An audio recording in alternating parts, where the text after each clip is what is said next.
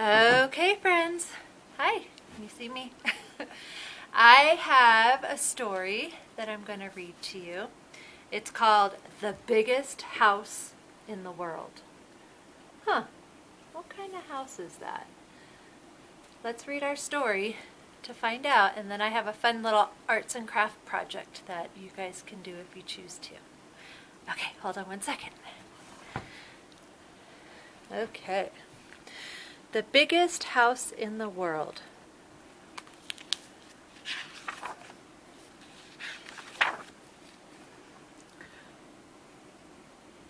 Some snails lived on a juicy cabbage. They moved gently around, carrying their houses from leaf to leaf in search of a tender spot to nibble on.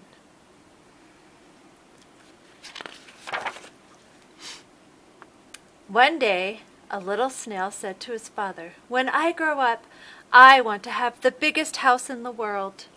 "That's silly," said his father, who happens to be the wisest snail on the cabbage. "Some things are better small," and he told this story. "Once upon a time, a little snail, just like you," said his father, "when I grow up, I want to have the biggest house in the world." "Some things are better small," said his father. "Keep your house light and easy to carry."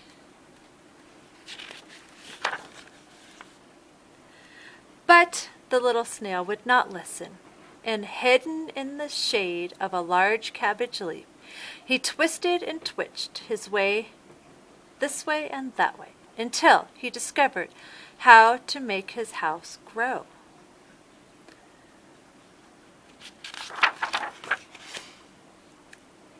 It grew and grew, and the snails on the cabbage said, "You surely have the biggest house in the world."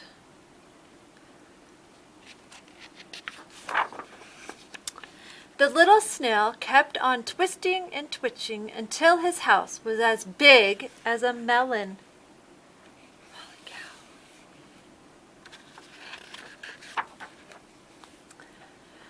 Then, by moving his tail swiftly from left to right, he learned to grow large, pointed bulges.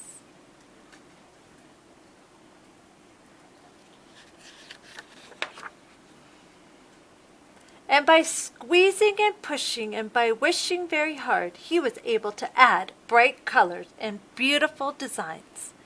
Now he knew that his house was the biggest and the most beautiful house in the whole world.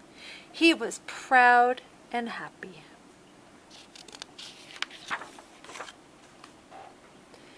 A swarm of butterflies flew overhead. "Look," one of them said, "a cathedral." "No," said another, "it's a circus." They never guessed that what they were looking at was the house of a snail.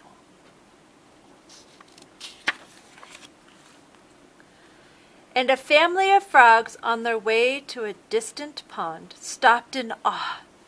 "Never," they later told some cousins, "never have you seen such an amazing sight. An ordinary little snail with a house like a birthday cake."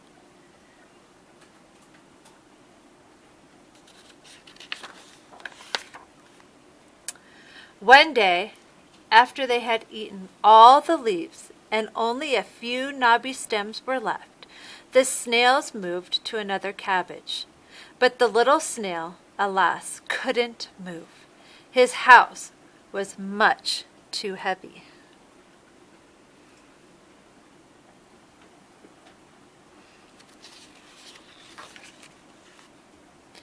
He was left behind, and with nothing to eat, he slowly faded away. Nothing remained but the house, and that too, little by little, crumbled until nothing remained at all.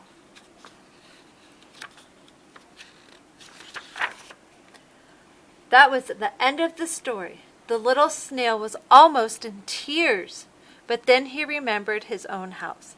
"I shall keep it small," he thought, "and when I grow up, I shall go wherever I please." And so one day, light and joyous, he went on to see the world.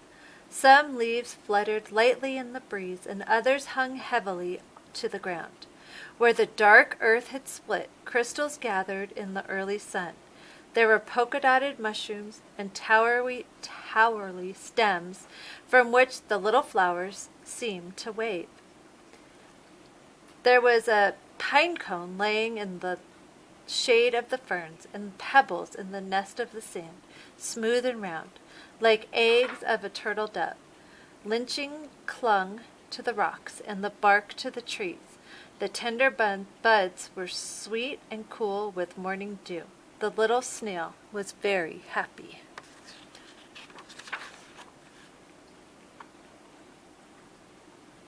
There he is. Look at the beautiful spot he found to live. The seasons came and went, but the snail never forgot the story his father had told him. And when somebody asked, "How come you have such a small house?" he would tell the story of the biggest house in the world. The end. Oh, that was a lovely book. So I thought we could make our own house. I walked around the classroom and I found some different pieces of paper and I designed my own house. I have the sun, a chimney, my house with a heart window and a cotton ball door and some grass. And on the bottom it says Miss Erin's house. I wonder what kind of houses you guys could make. I bet you can find a whole bunch of different types of materials at home you could use. Ask your parents and see what they say, and I can't wait. Hopefully you guys can send me some pictures of the houses you designed.